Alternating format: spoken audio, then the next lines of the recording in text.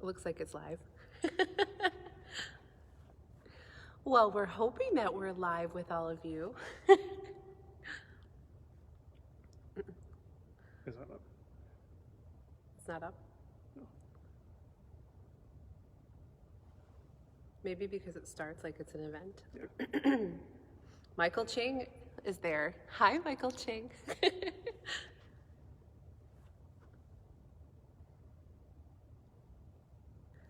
We'll make sure that it's getting ready. We have some people joining us, so it looks like it must be there. I see Patrick.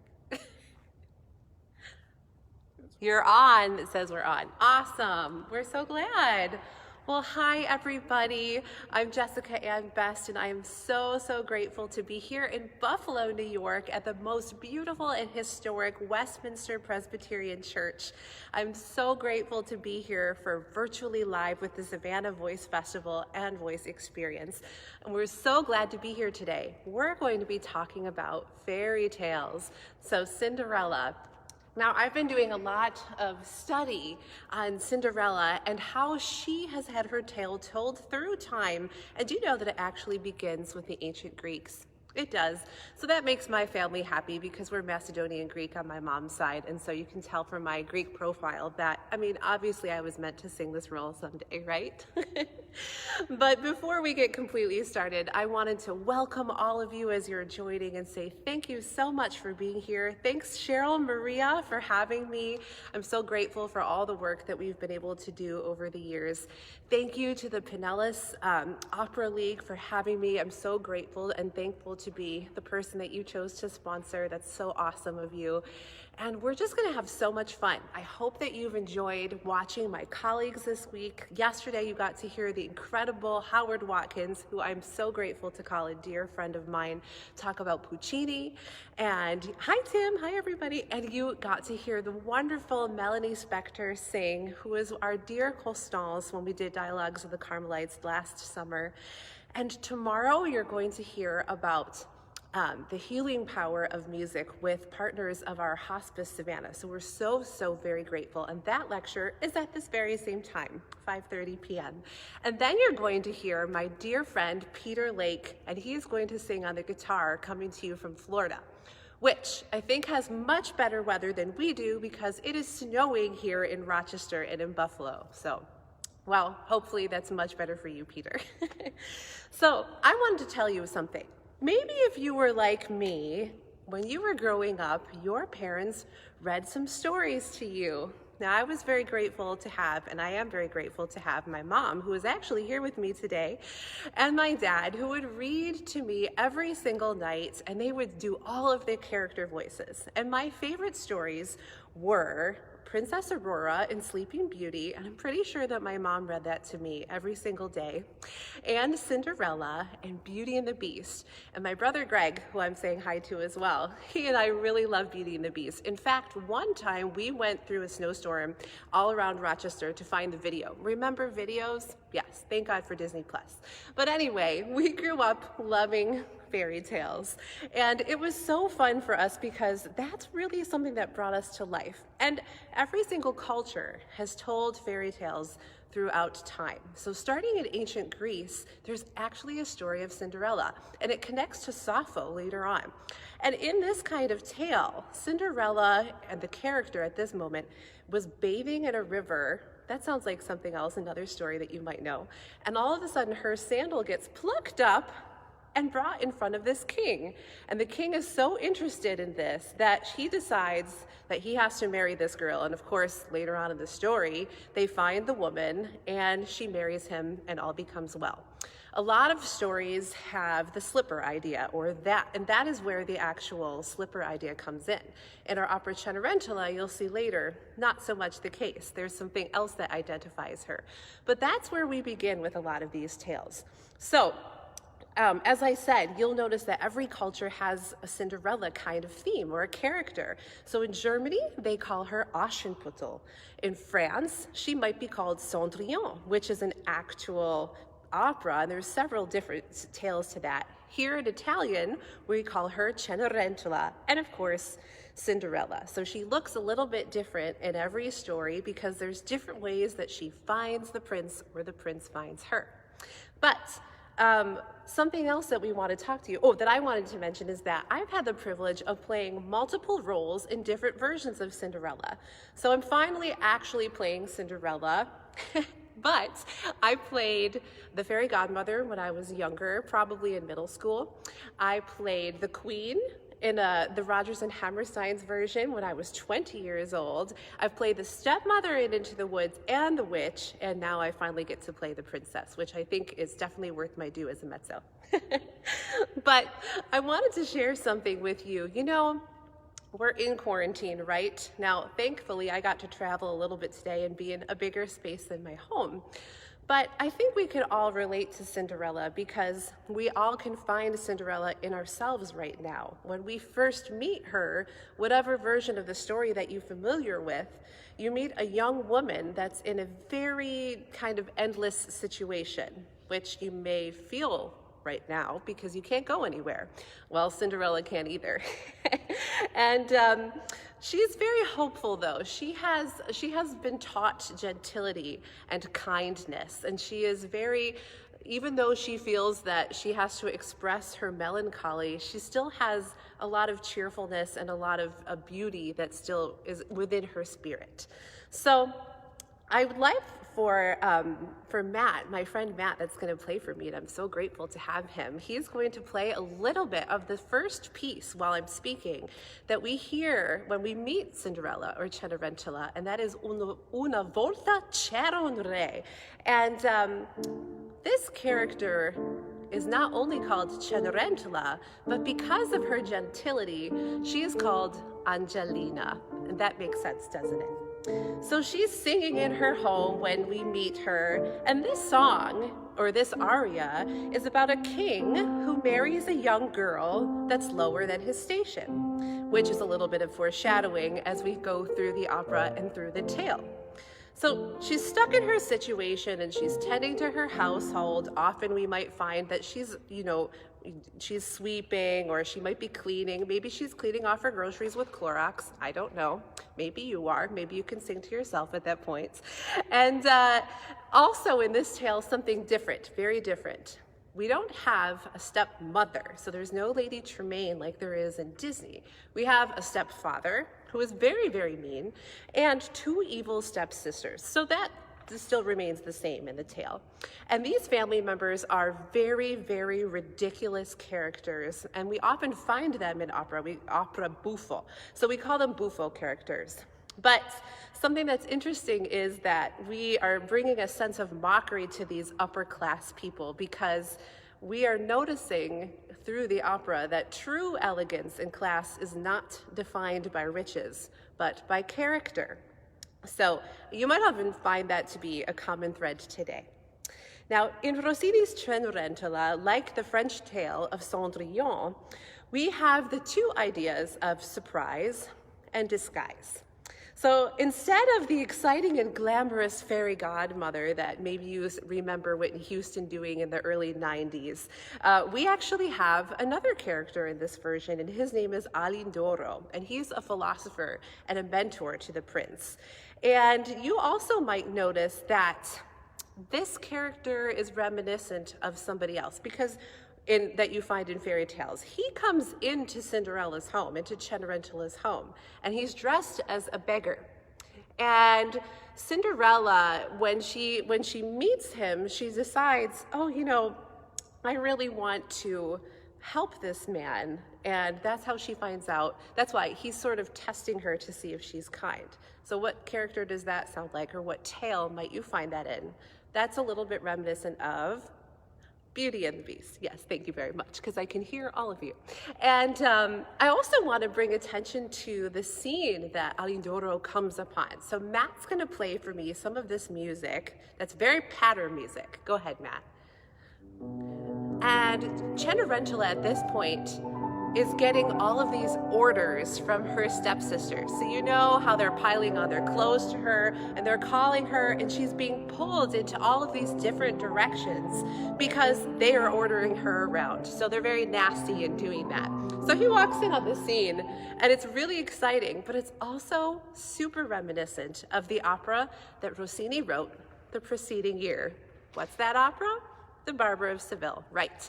Oh, and I didn't mention that this opera was composed in 1815, and I believe that it was about 24 days. And Rossini was a little hesitant to write this opera, but he decided he would. He also wanted to make sure that he left out this extreme magical element and brought more of the humanity to the story.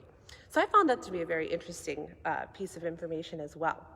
So here we meet Alindoro, comes in, and Cinderella is pretty much the only person that gives him any attention. And what does she do? She offers him a piece of bread and some coffee. I like her. I think that's a good idea. Always offer your guests bread and coffee or cookies, because, you know, I'm Greek, we do that.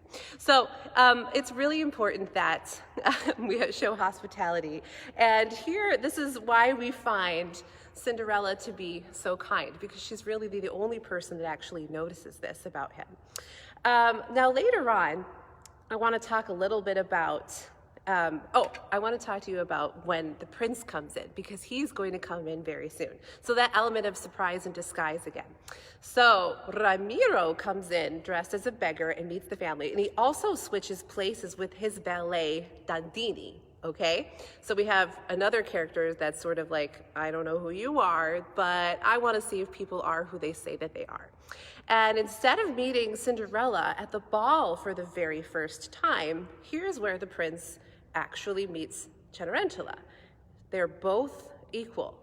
So you know how often we see in maybe the Rodgers and Hammerstein version or in the Disney version that she comes in and she's so beautiful and she's at the ball and you might sing 10 minutes ago. Well, here he's meeting her while she's working. And in fact, when she meets him, she's absolutely terrified and she's carrying coffee, and I think she drops it. Sometimes it's staged that way. But they meet as equals so that he can actually see how she is. And he doesn't know that he's going to fall in love with her, but they do instantly anyway. And I think that's like also a really important moment to note about humanity, because it's so different than just, I love you because you're beautiful and you dressed up and came to my ball. Even though he noticed that there's something different about her. And she does go to the ball later on. We'll get to that. But I think that's really a wonderful thing, because we want to reflect that the prince is also seeing someone with his humanity. And we also don't always focus on the prince a lot. The prince is often just sort of, you know, I think it's a lot more about the princess, which that's fine. But I think that it's important to focus on who the prince is and who his humanity is. We don't always hear his story, but in this opera, Rossini takes time to do this. So yesterday, I had the incredible privilege of asking a friend of mine who really makes this role known, Santiago Ballerini. You might also know him. And I asked him a few thoughts that he may have about playing the prince. And so this is what he sent to me. And he was so kind. Thank you, Santiago. He said, Ramiro is a really enjoyable role. It's not very long dramatically, and it's fairly easy in that respect. It's a role that you don't have to play as an actor so much. You just have to be a prince, stand nicely, and sing all the notes. It has no dramatic challenges. It's not a big change in the entire role as a character. But he said, and I found this to be very interesting, vocally, it's strange, Rossini, talking about Rossini's trilogy, Barber, Tagliata, Cenerentola, Don Ramiro is the lowest tenor. Now, Santiago can sing probably the most wonderful high Cs that you've ever heard. So that's why that's a really great comment. And he says most of the time it sits in the middle and lower register for the tenor. And when you get used to that, we have also the aria Si ritrovarla il giuro that seems to be written for another tenor. Everything is high and full of fast coloratura, effective aria with many high Cs. So thank you, Santi, for those comments, because I think it's so important to connect with other artists and see how they feel about the role. So now let's think about this. Now we're going to go to the ball. And of course, Cinderella is going to need a little help to get there. So she has to she's not going to have the assistance of the fairy godmother. She has the assistance of Alindoro. And he takes the place of her in that situation, and he helps her get what she needs for the ball. And he also tells her that God will reward her for her kindness. Throughout the opera, the theme is that goodness triumphs. Now, once she does make her entrance into the ball, she does catch the prince's eye and that of all who see her. And instead of the famous story of the glass slipper, now I have a glass slipper. It's not really glass, but it's a fancy one. I will wear this when I sing. Instead of that, we actually have a bracelet. So they exchange bracelets. Sorry, there I am. And that's how the prince is going to recognize her later.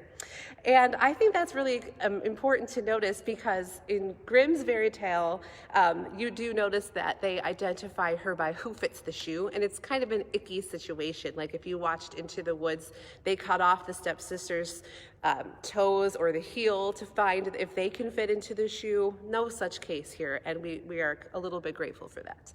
So when the ball is all over, the family returns home, and Cinderella returns to her lowly status. A lightning storm appears, which we actually had a little bit of yesterday, but today we're having a snowstorm, so thank you. But that's very similar to the Barber of Seville. And the prince's carriage just happens to break down outside of Cenerentola home, because we have to keep telling the story. So this mere happenstance may have been the brainchild of none other than the very clever Alindoro.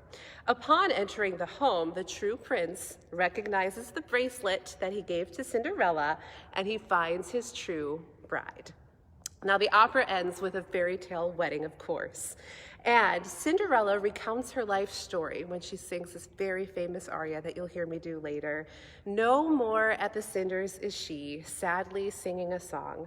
Her life was changed in a moment. Her forgiving and gentle character are rewarded.